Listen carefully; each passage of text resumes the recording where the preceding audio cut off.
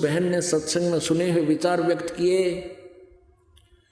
कि बहन आपने मीराबाई की कथा सुनी होगी, ठाकुरों की लड़की थी और ठाकुर तो अपनी बहू बेटियों को पर्दे से बाहर नहीं जाने देते थे। उस समय इतना ऐसा सख्त उनका नियम था, विधान था।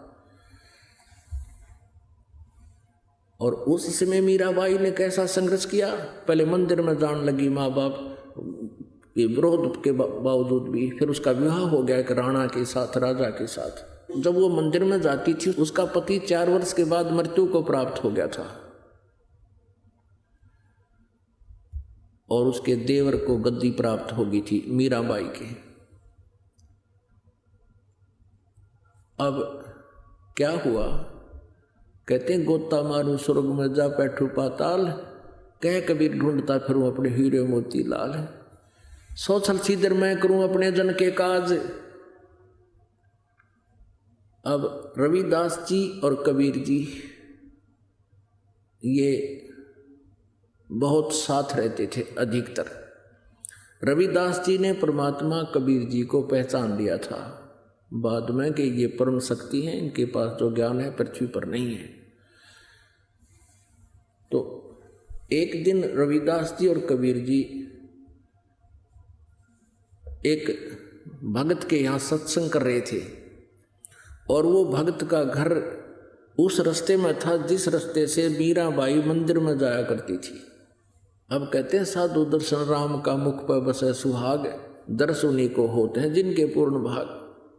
कबीरा संगत संत की साहिब आवे याद, और लेखे में वो है समय बाकी का समय बाद। अब मीराबाई ने देखा कि कोई भक्त बैठे हैं, 2 संत बैठे हैं। मंदिर में गई, जल्दी जल्दी पूजा करके वापस आई।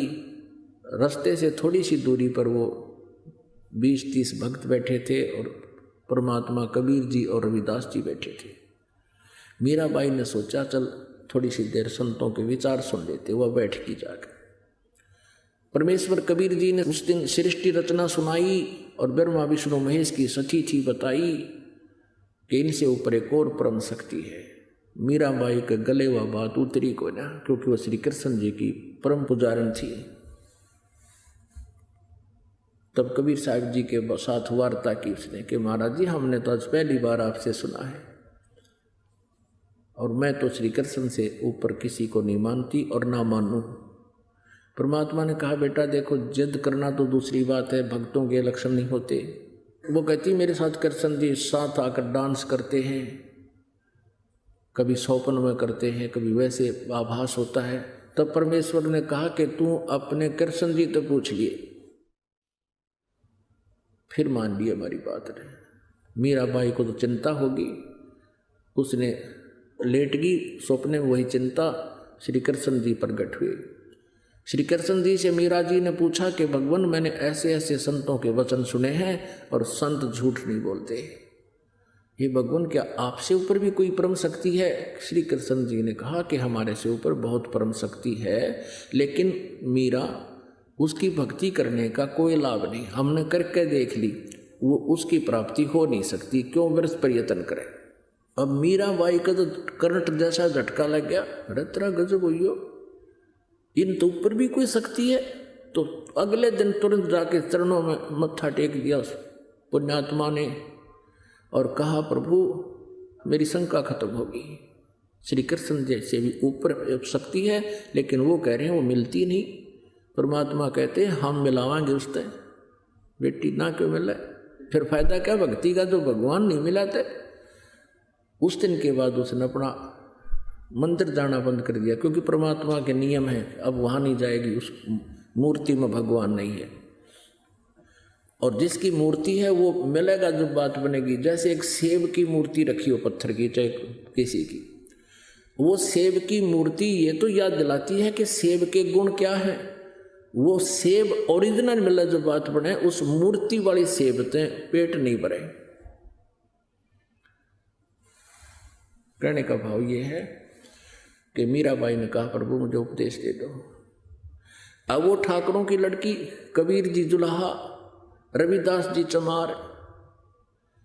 अब संत कच्चा काम नहीं करते। परमेश्वर ने सोचा कि इसकी परीक्षा भी ले लें या कदे कल, क्योंकि कल को नाम लेने के बाद इसको लोग टोंट कसेंगे और यह नाम त्याग देगी तो इसकी दुर्गति दूनी हो जाएगी। क्योंकि गुरुजी का उपदेश लेने के बाद अपने गुरुजी के प्रति चाहे सारा संसार कुछ भी कहता रहे उसके विषय में सुना नहीं करते। यानी नकली गुरु की तो और बात है, लेकिन और सही गुरु के जो वास्तविक में परम संत होते हैं उनके विषय में उपदेशी ने उपदेश लेने के बाद मन में दोष नहीं आने देना चाहिए, ना तो भक्ति समाप्त हो जाती है, नाम कट जाता है। इस उद्देश्य से परमात्मा ने सोचा इसने पक्का करके नाम देंगे, ना इसे नाम नहीं देंगे। परमेश्वर ने कहा कि रविदास जी से बता दिया था कि वो लड़की आवेगी, नाम लेने आवेगी कल, और आपके पास भेजूंगा मैं। उनका मालिक ने बना लिया था प्रोग्राम, और आप उनको उपदेश देना और पहले अपनी सचीची बताना कि मैं चमार हूँ बेटी, और फिर देखना वो क्या कहेगी। मीराबाई आई, नाम के लिए कति दृढ़ प्रार्थना की। परमेश्वर ने कहा बहन जाओ बेटी, उस सामने बैठा उससे रविदास जी से नाम ले लो। अब वह उठ कर चली गई। रविदास जी ने कहा कि बेटी बहन बात सुन ले, मैं चमार जाति से संबंध रखता हूँ और आज से 600 वर्ष पहले छुआछूत चरम सीमा पर थी, चरम पर थी, और चमार जाति को तो और ज़्यादा ही छुआछात में गढ़ा गिना करते। और कहा बेटी देख ले, फिर दुनिया तुझे जीने नहीं देगी बेटी। अब वो लड़की कहने लगी कि हे महात्मा जी, आप मेरे पिता, मैं आपकी बेटी, बाढ़ में जाओ यूँ संसार है, मुझे नाम दे दो। अब रविदास जी ने उपदेश दे दिया। अब वो सत्संग दिन में भी करें और कभी कभी आने लग गए हफ्ते 10 दिन में, फिर वो रात में भी करें परमात्मा। अब वो गुरुजी रात में सत्संग करें, मीराबाई रात को जाने लगी। पहले तो दिन में मंदिर में जाती थी, फिर रात को भी जाना शुरू कर दिया। अब उसके देवर ने सोचा कि पहले तो भाई था, वो अच्छी आत्मा का था, उसने मीराबाई की दृढ़ता को देखकर, निश्चय को देखकर कह दिया था कि कोई बात नहीं, आप मंदिर में जाते रहो, और साथ में 2 नौकरानी भेज देता था। अब पति की मृत्यु होगी, देवर ने सोचा दुनिया थूकेगी, पता नहीं के बात बनावेगी, अन्यों कहेंगे इसका पति रहा को नहीं, अब ये पता नहीं कहाँ कहाँ जाती है, और जनता पता नहीं के बात इसके जब लाओगी, हमारी बेइज्जती होगी। उसने पहले मीराबाई से कहा कि मीराबाई तू अब कहीं नहीं जाएगी, सत्संग में नहीं जाया करेगी। मीराबाई ने कहा जी मैं नहीं रह सकती, मैं तो अवश्य जाऊंगी। अब उसने सोचा इज्जत का नाश करेगी, उसको मारने की चेष्टा की। एक बार तो विष दिया, जबरदस्ती तलवार लेके खड़ा हो गया। मीराबाई को बहुत भयंकर विष के पी इसने, नौका ने मुँह ला के गट गट पी गई और कोई असर नहीं हुआ। कहते मीराबाई को मारन लागे जहर का प्याला प्यारे, और पीवत ही अमृत हो गया ठंडा ही यारे। कहाँ तो उस विष ने उथल पुथल मचा देनी थी शरीर में, कहते हो गया अमृत सा बन गया उस परमात्मा की कृपा से, उस बहन, उस भगतनी के लिए। 1-2 और ट्राई करी उसने, एक सर्प बेच दिया आभूषण के पैकेट में, और बांदी को दे दिया कि मीराबाई को कह दे इसको गले में डाल लेगी। उसको पता था, सर्प देने वाले ने कह दिया था सपेरे ने, एक बार ढक्कन खोलते माथे में डंक मारेगा। अब जो ही उसने मीराबाई को ये आभूषणों का डिब्बा पहुंचाया पैकेट, और मीराबाई को कह दिया गया था बांदी के माध्यम से कि इसको गले में डाल लेगी, ना मेरी बेइज्जती ना करवाइए, मेरे छोरे का जन्मदिन है आज। वो राणा कहने लगा, और रिश्तेदार नाती आएंगे और यूँ कहेंगे कि अपनी भाभी को यूँ ठीक ढंग से नहीं रखता, इस हार ने पैर लेगी। था उसमें सांप। अब मीराबाई ने खोला उस बांदी के सामने, यादें सुनते उसने सोचा ले पहन लेती हूँ, मेरे लिए तो मिट्टी है यूँ, ना और दुखी करेगा, खाम खा मतलब टेंशन पैदा करेगा।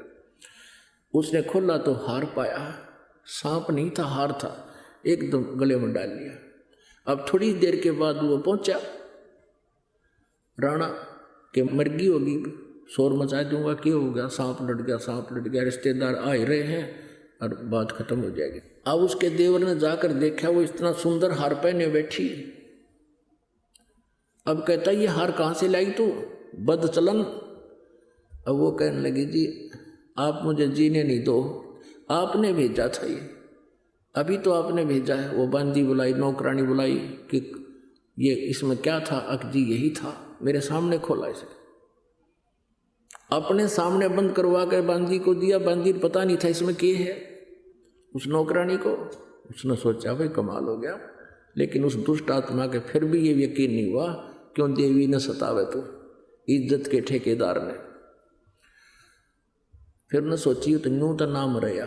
अगले दिन उसने स्वयं ने सोची अकम रात ने इसने काट दूंगा तलवार से, तलवार लेकर चल पड़ा और कुआड़ा में मारी लात, दोनों किवाड़ियों खुल गए एकदम। सामने इतना मोटा सर्प और इतना ऊंचा, एकदम उठकर उसके माथे की तरफ डंक मारना चाहा। वो तो उल्टा कुला कर गया ना कोई दूर तक, जब जान बची।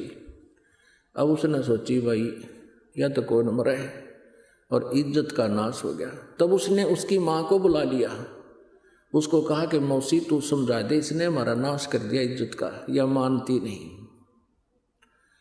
अब वो लड़की जो है वो बहन सत्संग में जाया करती थी, वो ये कथा उसको सुना रही है, उस विधवा बेटी को, बहन को, जिसका बेटा तंग करता था। अब क्या बताती है, माँ और बेटी की क्या वार्ता होती है। सत्संग में जाना मीरा छोड़ दे, सत्संग में जाना मीरा छोड़ दे, हाय मारी लोग करें तकरार, सत्संग में जाना मीरा छोड़ दे, हाय मारी लोग करें तकरार, सत्संग में जाना मीरा छोड़ दे, सत्संग में जाना मेरा ना छूटे री, सत्संग में जाना मेरा ना छूटे री, हारी चाहे जड़े कमरो संसार, सत्संग में जाना मेरा ना छूटे री, हारी चाहे जड़े कमरो संसार, सत्संग में जाना मेरा ना छूटे री, थारे सत्संग के राय में, थारे सत्संग के राय में, आए वहाँ पर रहते हैं काले सांप, कोई कोई सर्प तन डस लेवे, आए वहाँ पर रहते हैं काले सांप, कोई कोई सर्प तन डस लेवे, जब गुरुदेव की मेरे होए री, जब सतगुरु जी की मेरे होए री, हारी व तो सर्प गंडे वे बने जा, सत्संग में जाना मेरा ना छूटे री, हारी व तो सर्प गंडे वे बने जावे, सत्संग में जाना मेरा ना छूटे री, हारी चाहे जड़ कमरो संसार, सत्संग में जाना मेरा ना छूटे री, हारी चाहे जड़ कमरो संसार, सत्संग में जाना मेरा ना छूटे री, थारे सत्संग के राय में है, थारे सत्संग के राय में है, हाय वहाँ पर रहते हैं बबरी शेर, कोई कोई शेर तने खा लेवे, आए वहाँ पे रहते हैं बबरी शेर, कोई कोई शेर तने खा लेवे। जब सतगुरु जी की मेहर होएरी, जब सतगुरु जी की मेहर होएरी, हारी वे तो शेरा के गिदड़ बने जावे। सत्संग में जाना मेरा ना छूटेरी, हारी वे तो शेरों के गिदड़ बने जावे। सत्संग में जाना मेरा ना छूटेरी, हारी चाहे जड़ के मरो संसार। सत्संग में जाना मेरा ना छूटेरी, थारे सत्संग के बीच में, थारे सत्संग के बीच में आए वहाँ पर रहते हैं साधु संत, कोई कोई संत तन ले रमे। आए वहाँ पर रहते हैं साधु संत, कोई कोई संत तन ले रमे। तेरे री मन में माता पाप है री, तेरे री मन में माता पाप है री। संत मेरे माँ बाप है री, संत मेरे माँ बाप है री। हारी ये तो कर देंगे बेड़ा पार, सत्संग में जाना मेरा ना छूटे। हारी ये तो कर देंगे बेड़ा पार, सत्संग में जाना मेरा ना छूटेरी। हारी चाहे जड़ कमरो संसार, सत्संग में जाना मेरा ना छूटे। सत्संग में जाना मेरा छोड़ दे, सत्संग में जाना मेरा छोड़ दे। हाय मारी लोग करें तकरार, सत्संग में जाना मेरा छोड़ दे। सत्संग में जाना मेरा ना छूटेरी, सत्संग में जाना मेरा ना छूटेरी। हारी चाहे जड़ कमरो संसार, सत्संग में जाना मेरा ना छूटेरी। वो तो जाति चमारे है, वो तो जाते चमारे है, इसमें हमारी आर है, इसमें हमारी आर है। तेरे लिख मता चमारे है री, वो तेरे लिख मता चमारे है री। मेरा सिरजन आर है री, मेरा सिरजन आर है री। हारी व तो मीरा के गुरु रविदास, सत्संग में जाना मेरा ना छूटेरी। हारी व तो मीरा के गुरु रविदास, सत्संग में जाना मेरा ना छूटेरी। हारी चाहे जड़ के मरो संसार, सत्संग में जाना मेरा ना छूटेरी। अपने आत्मा परमात्मा के लिए इतना संघर्ष करना पड़ेगा। यदि मीराबाई उस समय उस खानदान के चक्कर में पड़ी रहती, इस संसारिक झूठी लोक लाज में आकर भक्ति ना करती, आज कौन मीराबाई को याद करता। आज उस बहन बेटी का जुबान पर नाम है सबसे पहले। और जो इज्जत वाली बनी फिरें थी, ठेकेदार हो रहे थे हमारी इज्जत का नाश हो जाए, वो कुतिया बनी फिरें, वह इज्जत गली में डाज। परमात्मा कहते हैं बीबी पड़दे रहे थी, डोडी लगे थी बार, इब गा तो गाड़ा फिरती हो बन कुतिया बाजार। नक बेसर नक पर बनी पैर थी हार हमेल, और सुंदरी से कुतिया बनी सुन साहिब के खेल।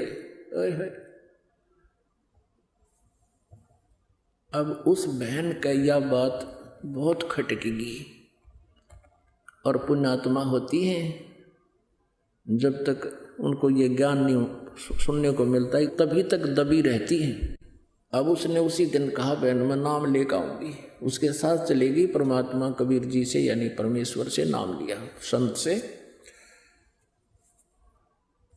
उपदेश ले लिया। तो फिर जैसे ज़्यादातर आपको सत्संग में किस लिए बुलाया जाता है, आप एक दूसरे से भी बहुत कुछ ग्रहण करते हो। छोटे छोटे बच्चों को देखते हैं, दंडवत प्रणाम करते हैं, भंडारे में सेवा करते हैं, तो आप जी के अंदर भी उमंग होती है मैं भी कुछ अपना हाथ से या कुछ शुभ कर्म करूं, कोई दान करूं। इस तरह की क्रियाएं यहीं सीखी जाती हैं।